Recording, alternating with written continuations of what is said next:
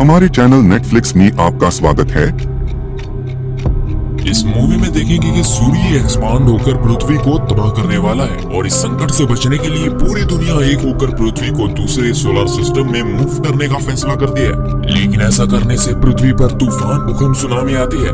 लेकिन इस खतरे से निपटने के बाद जब पृथ्वी जुपिटर के पास आता है तब जो होता है वो देखने लायक है। इस मूवी का नाम है द वॉन्डरिंग अर्थ। मूवी की शुरुआत होती है 2061 से, जहाँ दिखाया जाता है कि सूर्य बहुत जल्दी एक्सपांड हो रहा है और आने वाले 300 सालों में वो पृथ्वी के ऑर्बिट में एंटर करेगा, जिसके कारण हमारी पृथ्वी तबाह हो सकती है। इस खतरे को देखते हुए दुनिया के बड़े बड़े देश आगे आते हैं और यूनाइटेड अर्थ गवर्नमेंट नाम की एक ऑर्गेनाइजेशन बनाते हैं। इसका काम था हमारी इस पृथ्वी को नजदीकी अल्फा सेंचुरिया नाम का जो दूसरा सोलर सिस्टम है उसमें मूव किया जाएगा। अभी पूरा सफर 25 साल का था। इतने दूर जाने के लिए पृथ्वी पे कई सारी लोकेशन पे थ्रस्टर बनाए जाते हैं, जिसे अर्थ इंजन भी कहते हैं। ये सारे थ्रस्टर, जिसे बूस्टर भी कहा जाता है, वो फ्यूजन पावर प्लांट पर चल रहे थे, जिसके कारण पृथ्वी को बूस्ट मिल रही थी और वो अपनी पोजीशन से मूव होने लगती है। इसके बाद हमें एक एस्ट्रोनॉट पैकी यांग को उसके बेटे क्यू के साथ दिखाया जाता है। वो अपने बेटे को कहता है, पापा एक मिशन पे जा रहे हैं और एक ऐसा दिन आएगा जब तुम्हें बिना टेलीस्कोप के जुपिटर दिखेगा। उस दिन मैं वापस आ जाऊंगा। इसके बाद पैकी यांग स्पेस स्टेशन में अपने मिशन पर चला जाता है। उसने अपने बेटे को उसके नाना के पास सौंपा था। ये स्पेस स्टेशन दरअसल पृथ्वी का नेविगेशन सिस्टम था। मिशन शुरू होता है, लेकिन पृथ्वी के मूव करने के 2 साल बाद हमें उसके परिणाम दिखने लगते हैं। पृथ्वी जो खुद भी रोटेट होती थी, उसकी ये मूवमेंट बंद कर दी जाती है। लेकिन इसके परिणाम ये होता है कि पृथ्वी पे तूफान, सुनामी आने लगती है। इसलिए इंसान अंडरग्राउंड सिटी में रहने लगते हैं, लेकिन वहाँ पे भी जगह कम पड़ने लगती है। इसलिए कई सारे इंसान पृथ्वी की सतह पर उठते हैं और इस तूफान के शिकार बन जाते हैं। इंसानों का पॉपुलेशन कम होने लगता है। आगे जैसे जैसे पृथ्वी सूरज से दूर चली जाती है, उसका वातावरण भी ठंडा होने लगता है और पृथ्वी की सतह बर्फ में जमने लगती है। क्यू अपने नाना के साथ तूफान से बचने के लिए अंडरग्राउंड सिटी में रहने लगता है। काफी सारा पॉपुलेशन पृथ्वी के नीचे अंडरग्राउंड सिटी में रह रहा था। अब 17 साल बीत जाते हैं और हम जुपिटर के करीब आते हैं। जुपिटर की खुद की ग्रेविटी बड़ी मात्रा में थी, जिसे यूज करके पृथ्वी के सफर में तेजी लाने का प्लान था। बतौर नेविगेटर यही तर पैकी यांग का स्पेस स्टेशन का सफर था। अगले दिन यानी चाइनीज न्यू ईयर के पहले दिन वो पृथ्वी पे वापस लौटने वाला था। इसके बाद क्यू को दिखाया जाता है जो बड़ा हो गया है। वो भी हैवी ट्रक का मैकेनिक बन गया है, जो अपने एडॉप्टेड बहन हैन को लेके स्कूल से भाग जाता है। इन दोनों भाई बहनों को पृथ्वी का सरफेस देखना था कि अभी वहाँ कैसा वातावरण है। इसलिए एक लोकल चोर के पास जाके वो लोग उससे थर्मल सूट चुरा लेते हैं, क्योंकि पास में एक बबल कैप्सूल होती है जो अचानक से कभी भी बबल में कन्वर्ट होती थी, जिससे दोनों भी बच पाते। जिसके बाद वो लोग उसी का इस्तेमाल करके थर्मल सूट चुरा के वहाँ से भागते हैं। दोनों भी लिफ्ट से ऊपर चले जाते हैं और देखते हैं कि सरफेस का टेम्परेचर नेगेटिव हो गया है। कोई भी इंसान बिना थर्मल सूट के वहाँ पर जिंदा नहीं रह सकता। आसपास कोई भी रहने लायक जगह ही नहीं थी और पास में ही वो बड़ा सा अर्थ इंजन देखते हैं और ऐसे ही 10,000 अर्थ इंजन पूरे पृथ्वी पर लगाए गए थे। दूर पर ही उन्हें अपने नाना का स्पेशल ट्रक दिखता है। वो ट्रक काफी ज्यादा बड़ा था। की और हैन दोनों भी ट्रक में बैठ के भाग जाते हैं, लेकिन पुलिस उन्हें पकड़ लेती है और झूठा पास इस्तेमाल करने के कारण उन्हें जेल में डालते हैं। दोनों के नाना जी वहाँ उनको छुड़ाने के लिए आ जाते हैं और पुलिस को रिश्वत देने लगते हैं। इसके कारण पुलिस उन्हें भी जेल में डाल देती है। वहीं जेल के अंदर ये लोग टीम नाम के एक और लड़के से मिलते हैं। यहाँ स्पेस में पृथ्वी जुपिटर के करीब आती है। उसकी ग्रेविटी यूज करके तेजी से पृथ्वी का सफर तय करना था, जिससे पृथ्वी सोलर सिस्टम से बाहर निकल सकता था। लेकिन अचानक से जुपिटर की ग्रेविटी में स्पाइक आने के कारण वो इरेगुलर बन जाती है और पृथ्वी जुपिटर के करीब खींची चली जाती है, जिसके कारण पूरी पृथ्वी पे भूकंप और तूफान आने लगता है। धीरे धीरे सारे अर्थ इंजन बंद हो जाते हैं। क्यू, हैन, उनके नाना और टीम अपना ट्रक लेके जेल से भाग जाते हैं। लेकिन भूकंप के कारण कई सारे पहाड़ इनके ट्रक के ऊपर गिरने लगते हैं। लेकिन ये लोग जैसे तैसे करके उस खतरे से बाहर निकलते हैं। यहाँ पे स्पेस स्टेशन में जो इनका एआई कंप्यूटर था, वो सारे एस्ट्रोनॉट को चेतावनी देता है कि अभी सिस्टम लो एनर्जी पर जा रहा है, इसलिए सब लोग तुरंत ही अपने हाइपर स्लीपिंग सेल में चले जाएं। यहाँ पर पैकी यांग को टेंशन आता है, इसलिए वो अपना घर वालों से कांटेक्ट करता है। वो उन्हें नजदीकी बंकर बताता है ताकि वो लोग वहाँ जाकर इस तूफान से सुरक्षित रहे। उसके बाद वो खुद भी हाइपर स्लीप पर जाने के लिए निकलता है। यहाँ पर वो लोग बंकर की तरफ जा ही रहे थे, लेकिन उतने में ही कुछ सोल्जर्स उन्हें रोक लेते हैं। ये सोल्जर्स लाइटर कोर नाम की एक बड़ी सी कार्गो ले जा रहे थे, जो अर्थ इंजन शुरू करने के लिए जरूरी थी और वो ले जाने के लिए इन्हें ट्रक की जरूरत थी। कैप्टन उनके नाना जी को उनकी मदद करने के लिए कहता है। वो भी मदद करने के लिए तैयार हो जाते हैं। थोड़ी देर में ही ये लोग ट्रक लेके शंघाई शहर में पहुंचते हैं, लेकिन वहाँ की हालत तो और भी बुरी थी। बड़े बड़े बर्फ के पहाड़ जिनमें कई सारी फेमस बिल्डिंग दफन हो चुकी थी। ये नजारा देख के सब लोग डर जाते हैं और एक पतला रास्ता उन्हें दिखाई देता है और उस पतले रास्ते से ये लोग ट्रक लेके निकल पड़ते हैं। इसके बाद अचानक से बर्फ के इस पहाड़ पे एक प्लेन क्रैश हो जाता है और उसके कारण ये पूरा पहाड़ टूटने लगता है। ये पतला रास्ता काफी लंबा था और बड़े बड़े पत्थर इनके ट्रक पर गिरने लगते हैं। भागने का कोई भी रास्ता नहीं था, लेकिन तभी एक सोल्जर को एक बड़ी सी बिल्डिंग दिखती है तो वो लोग वहीं से ऊपर जाने का फैसला करते हैं। पहाड़ की चोटी पे जाने के लिए इनको 80 फ्लोर ऊपर चढ़ना था। कुछ सोल्जर्स ऊपर चढ़ जाते हैं और लिफ्ट के दरवाजे की मदद से बाकी सबको रेस्क्यू करने लगते हैं। क्यू, हैन और उनका कैप्टन ऊपर आ जाता है। इनके नाना जी, एक सोल्जर और लाइटर कोर अभी भी नीचे था। यहाँ पर बाकी के सोल्जर्स नाना जी, लाइटर कोर और उसके सोल्जर को ऊपर खींचने लगते हैं, लेकिन तभी वापस भूकंप के कारण बिल्डिंग बहुत जोरी से हिलने लगती है। तब तक वो लाइटर कोर तो ऊपर आ जाता है, लेकिन उसी चक्कर में नाना जी और वो सोल्जर नीचे अटक जाते हैं और लिफ्ट इन दोनों के ऊपर गिरने लगती है। लेकिन तभी वो सोल्जर अपनी जान की परवाह न करते हुए सामने का जो लिफ्ट का दरवाजा रहता है उसे तोड़ता है और नाना जी को उस बीच वाले फ्लोर पर ही डाल देता है। लेकिन सोल्जर के ऊपर लिफ्ट गिर जाता है और वो मारा जाता है। नाना जी का हेलमेट भी लगभग टूट गया था और उन्हें पता था कि बचने का कोई भी रास्ता नहीं है, इसीलिए वो सीधा हेलमेट निकाल देते हैं और बर्फ में फ्रीज होके उसी वक्त मर जाते हैं। हैन और क्यू बहुत ही ज्यादा इमोशनल हो जाते हैं, लेकिन क्यू को उस कैप्टन के ऊपर बहुत गुस्सा आ रहा था क्योंकि उसने उसके नाना जी को बचाने में मदद नहीं की। जिसके बाद वो उस ग्रुप से अलग होता है। टीम भी उसके साथ ही निकल पड़ता है। सोल्जर भी लाइटर कोर को लेकर अपनी राह पर चल पड़ता है। यहाँ स्पेस स्टेशन में पैकी यंग स्लीपिंग सेल में कुछ गड़बड़ी करके उड़ जाता है। फिर वो सिस्टम चेक करता है और उससे पता चलता है कि उनका स्पेस स्टेशन पृथ्वी को छोड़ किसी और ही रास्ते पर जा रहा है। वही एआई सिस्टम को पता लगता है कि एक एस्ट्रोनॉट नींद से उड़ गया है, तो उसके हरकत को रोकने के लिए वो उसके कलीग मैक्रो को उठाता है। मैक्रो पहले तो पैकियांग को समझाने की कोशिश करता है, फिर पैकियांग उसे बताता है कि स्पेस स्टेशन पृथ्वी को छोड़ के कहीं और चला जा रहा है, तो मैक्रो उसकी मदद करने लगता है। इन दोनों को कंट्रोल सेंटर जाना जरूरी था ताकि वो एआई सिस्टम को ओवरराइड कर सके, लेकिन स्पेस स्टेशन में कंट्रोल सेंटर ऊपर की तरफ था,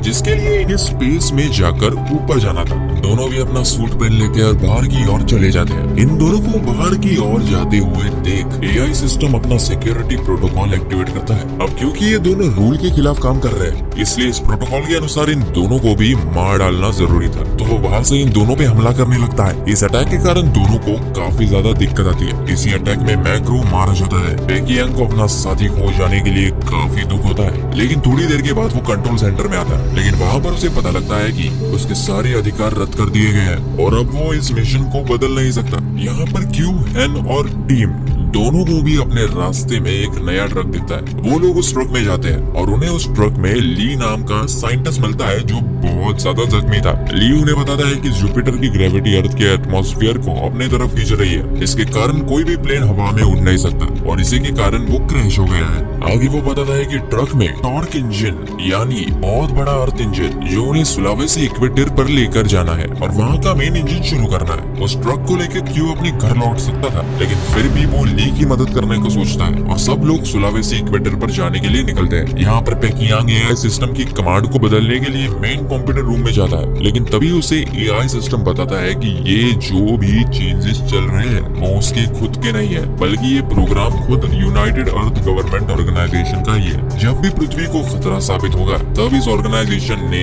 एक प्रोटोकॉल लिखा था कि पृथ्वी के लोगों की मदद उन्हें नहीं करनी है और स्पेस स्टेशन को एक रहने लायक प्लेनेट ढूंढते रहना है। स्पेस सेंटर में जरूरत की सारी चीजें हैं, जैसे कि फसलों के सैंपल और अलग अलग जानवरों के सैंपल। इतना ही नहीं, ह्यूमन एम्ब्रोस भी रखे हुए हैं जो इंसानों को नए प्लेनेट में सिविलाइजेशन शुरू करने के लिए मदद करेंगे। भले ही पृथ्वी जुपिटर को टकरा जाए और सारे इंसान पृथ्वी पर मारे जाएंगे, लेकिन ह्यूमन रेस खत्म नहीं होगी। नए रहने लायक प्लेनेट में ये सारी चीजें वापस पैदा हो सकती है। ये सब कुछ सुनने के बाद पैकियांग को सोचता ही नहीं कि वो क्या करे। यहाँ पर जो सोल्जर्स की टीम थी उन्हें इस बर्फीले तूफान में उस लाइटर कोर को खींचना काफी कठिन हो रहा था और तभी अचानक से ठंड के कारण उनका एक सोल्जर भी गुजर जाता है। ये देख के बंकी मेंबर्स का हौसला टूटने लगता है कि ये मिशन इधर ही रोक देना चाहिए और सबको अपने अपने घर चले जाना चाहिए, लेकिन इसके लिए कैप्टन तैयार नहीं होता। एक महिला सोल्जर लाइटर कोर को शूट कर देती है, जिसके कारण वो टूट जाता है।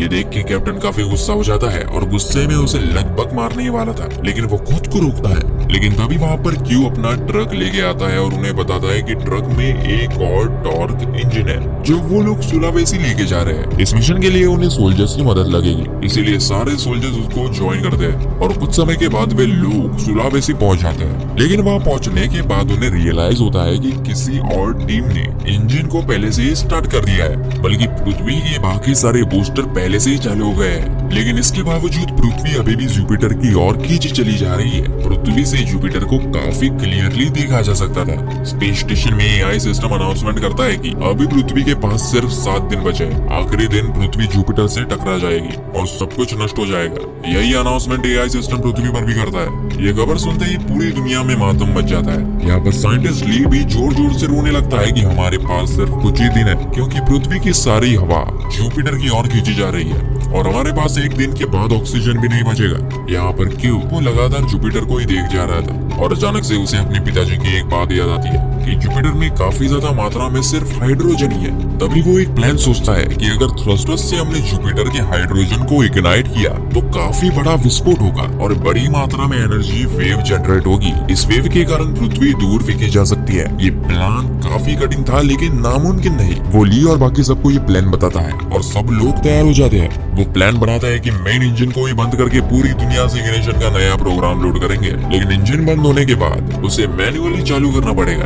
अब इस प्लान के अनुसार टीम और क्यू दोनों लाइटर कोर को मेन इंजन में डालेंगे। मैनुअल इंजन स्टार्ट करने के लिए एक सोल्जर की टीम आ जाएगी। तो तीसरी टीम होती है ली और बाकी साइंटिस्ट की, जो कि कंट्रोल रूम में जाके वो प्रोग्राम लोड करेंगे। हैन और जो महिला सोल्जर होती है वो कम्युनिकेशन रूम में जाएगी। इसी प्लान के अनुसार सब लोग अपने स्टेप्स लेते हैं, लेकिन इस मिशन में कई सारी दिक्कत आती है। जैसे ही टीम और क्यू दोनों लाइटर कोर को इंजन में डालते हैं तो एक लॉग बीच में आता है, जिसके कारण वो पूरा प्रोग्राम अटक जाता है। वही इग्निशन पिन काफी बड़ी थी, इसलिए सोल्जर की मैन पावर कम पड़ने लगती है और यहाँ पर ली का प्रोग्राम भी 99% पे आके हैंग हो जाता है। लेकिन तभी हैन पेकियांग को कांटेक्ट करती है। पेकियांग को वो उनका सारा प्लान बताती है ताकि कुछ मदद मिल सके। पेकियांग यूनाइटेड अर्थ गवर्नमेंट ऑर्गेनाइजेशन के अधिकारियों से परमिशन लेने के लिए उनको कांटेक्ट करता है। यहाँ पर वो लोग सिर्फ एक ही हेल्प करने को तैयार होते हैं कि जो बच्ची का मैसेज है वो उसे पूरी दुनिया में ब्रॉडकास्ट करेंगे। फिर उसके बाद हैन अपना मैसेज पूरी दुनिया में ब्रॉडकास्ट करती है और कहती है कि मैं और सोल्जर्स की टीम पृथ्वी को बचाने का आखिरी प्रयास कर रहे हैं और यहाँ पर हमें लोगों की जरूरत है। मुझे पता है कि आप में से कई लोगों ने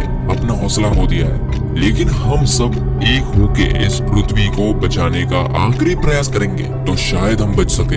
एक बच्ची से इतना इमोशनल मैसेज सुनने के बाद जो भी लोग भाग रहे थे कुछ जगह पर छुपने के लिए, उसमें से कई सारे लोग इनकी मदद करने के लिए आ जाते हैं और जो इग्निशन पिन रहता है जो कि काफी बड़ा था उन्हें पुश करने में सोल्जर्स की मदद करते हैं और आखिरकार काफी देर के बाद वो पिन लॉक हो जाती है। यहाँ पर क्यू भी अपनी जान पे खेल के लॉक को निकालता है और टीम को साथ लेके उस ट्रक से भागने लगता है। यहाँ पर प्रोग्राम भी अपलोड हो जाता है। जैसे इनका ट्रक बाहर आ जाता है, इग्निशन लॉन्च किया जाता है और मेन इंजन जो पृथ्वी का सबसे बड़ा इंजन था वो सीधा जुपिटर को निशाना लगा के रेड लाइट इग्नाइट करता है और सब लोग खुश हो जाते हैं। लेकिन ये इग्निशन इतना बड़ा होने के बावजूद वो जुपिटर ग्रह तक नहीं पहुंच पाता। वो इग्निशन अभी भी जुपिटर से 5000 किलोमीटर दूर था। लेकिन तभी पेकियांग को याद आता है कि नेविगेशन सिस्टम में 30,000 टन का फ्यूल है जो इस इग्निशन में यूज हो सकता है, लेकिन एआई सिस्टम उसे रोकता है क्योंकि अब नया प्रोजेक्ट हेलियो शुरू हो गया था, जिसका मिशन था रहने लायक प्लेनेट ढूंढने का, ना कि पृथ्वी वासियों की मदद करना। पेकियांग के पास शराब की एक बोतल थी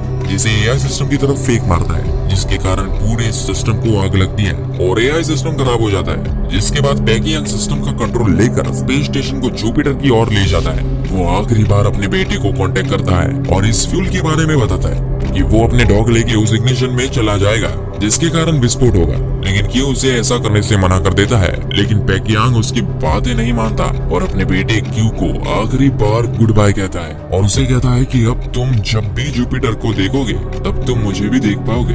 क्यू बहुत जोर जोरों से रोने लगता है और वो जुपिटर को जब देखता है तब उसे अपने पापा का जो डॉग सिस्टम रहता है वो दिखाई देता है। वो सीधा डॉग उस आग में चला जाता है और उसे देखते देखते बहुत बड़ा विस्फोट हो जाता है, जिसके कारण आग जुपिटर तक पहुंच जाती है। वहां के हाइड्रोजन को इग्नाइट करती है और बहुत जोरों से एनर्जी वेव जनरेट हो जाती है जो पृथ्वी को अपोजिट डायरेक्शन में पुश करती है। हालांकि जुपिटर से निकले बड़े बड़े एस्टेरॉइड्स अगले 7 मिनट में पृथ्वी तक पहुंचने वाली थी।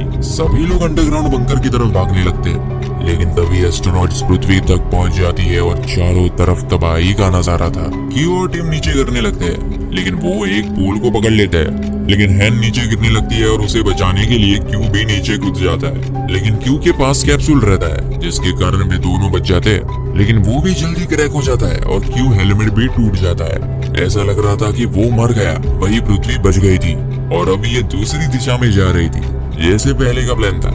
हम फिर 3 साल के बाद देखते हैं क्यू बच गया था, लेकिन उसके चेहरे पे बहुत बड़ी जख्म आई थी और दूसरी सोलर सिस्टम में जो जाने का ये जो मिशन का सफर है वो अभी भी जारी था। सब लोग अभी भी अंडरग्राउंड सुरक्षित रह रहे थे। क्यू जो है वो भी जूनियर ड्राइवर बन गया था और सब लोग उसे काफी रिस्पेक्ट के साथ देख रहे थे, जिसके साथ ही मूवी यही खत्म हो जाती है।